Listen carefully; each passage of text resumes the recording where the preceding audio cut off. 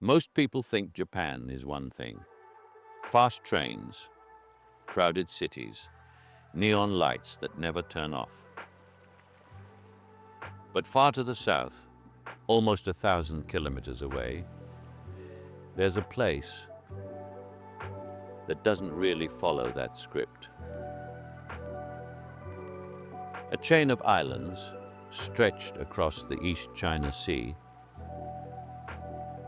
scattered like fragments of something older, something half forgotten. This is Okinawa, and life here moves differently. Out here, the ocean isn't just something you look at.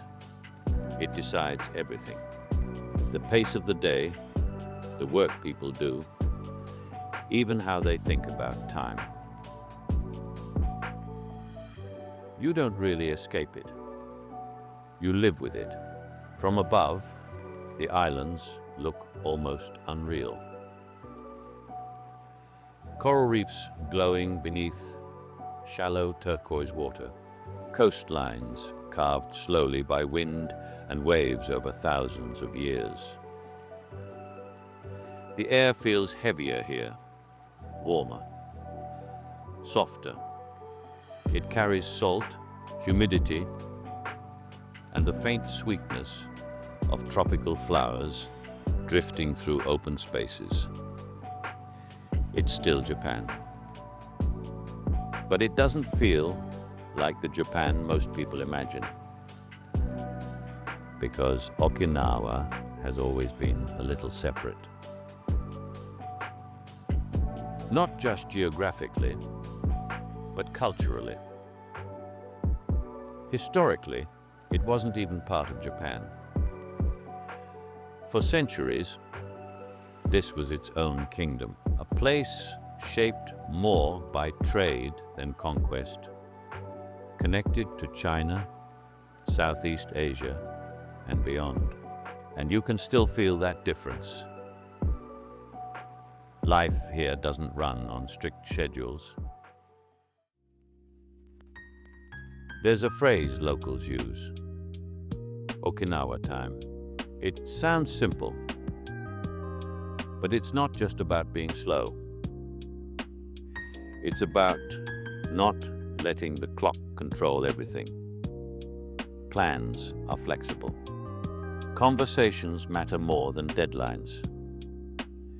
If it rains, you wait.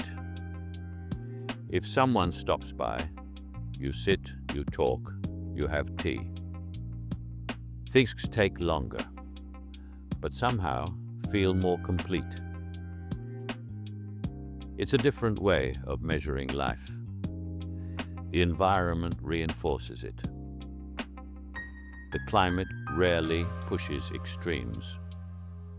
Summers are hot and humid, filled with the constant sound of cicadas.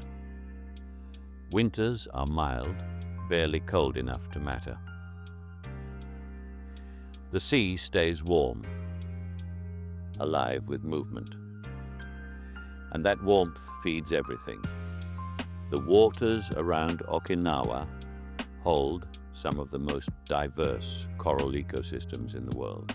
Entire underwater landscapes, dense and complex, supporting fish, turtles, rays, even migrating whales. For many people here, the ocean isn't distant. It's part of daily life. Mornings often begin with it. Before sunrise, small fishing boats return to shore, carrying what the sea allowed them to take. The routine hasn't changed much in generations. It doesn't need to. From there, everything flows inland. Local markets begin to fill, not with rush or urgency, but with energy. Conversations overlap. People greet each other by name. Transactions aren't just transactions. They're relationships, Someone asks about your family while weighing vegetables. Another gives advice on how to cook something properly. Maybe you didn't plan to stop, but you stay longer than expected. That's normal here. Life happens at a human scale. Homes reflect that too. Low stone walls mark boundaries, but they don't block connection. Doors stay open. Children move freely through neighborhoods. There's a constant sense that people are watching out for each other, even when no one says it directly. There's a word for that, yuimaru. It roughly means mutual support, but it's more than that. It's a system of living. If someone has too much, they share it. If something breaks, people show up to fix it. If there's a festival coming, the entire community prepares together. It's not optional. It's expected. And at the center of that system are the elderly. Not separated or sidelined, but integrated. They pass down stories, skills, traditions. They take care of children. They hold the memory of the place. In many ways, they hold the place itself together, even in the capital, Naha, where things are more modern. That feeling doesn't disappear. The buildings get taller. The roads get busier. But the pace, the tone, the way people interact, it stays softer. To really understand Okinawa, though, you have to go back, because this wasn't always part of Japan. It was the Ryukyu Kingdom, an independent state, positioned between powerful neighbors. Instead of fighting them, it traded with them. That decision shaped everything. It brought wealth, but also culture. Influences from China, Japan, Korea, Southeast Asia, all layered together into something distinct. Not quite any of them entirely its own. You can still see it in places like Shuri Castle, once the center of that kingdom. Its architecture doesn't fit neatly into a single category. It reflects a history of connection rather than isolation. And that identity continues in smaller ways too. In textiles dyed with intricate patterns inspired by nature.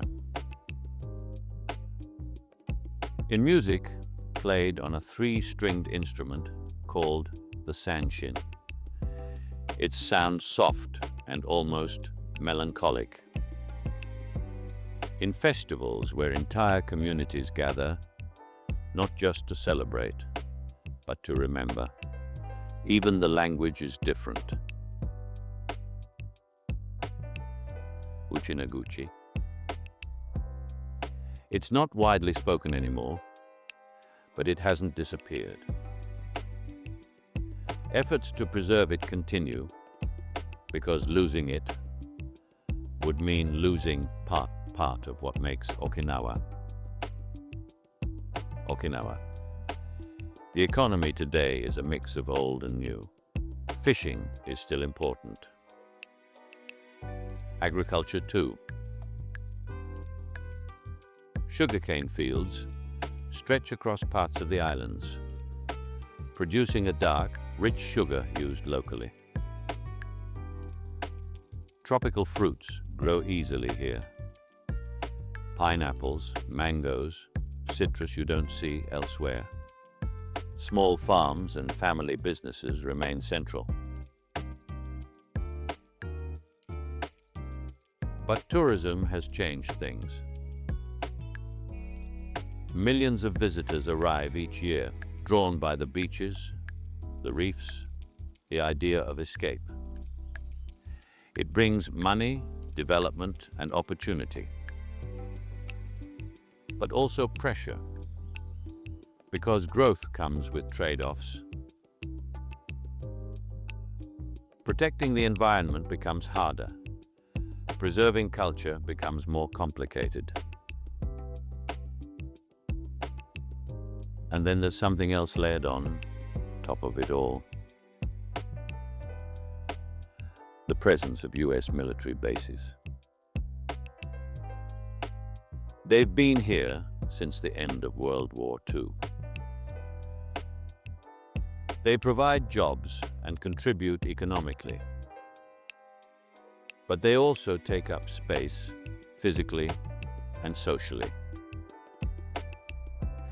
Their presence is debated, sometimes quietly, sometimes not. It adds another layer to what Okinawa is. Food here tells its own story. It's simple but intentional. Built around the idea that what you eat should sustain you, not just fill you. Vegetables,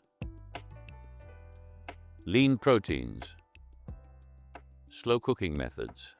There's even a philosophy behind it. Eat until you're about 80% full. Stop before excess.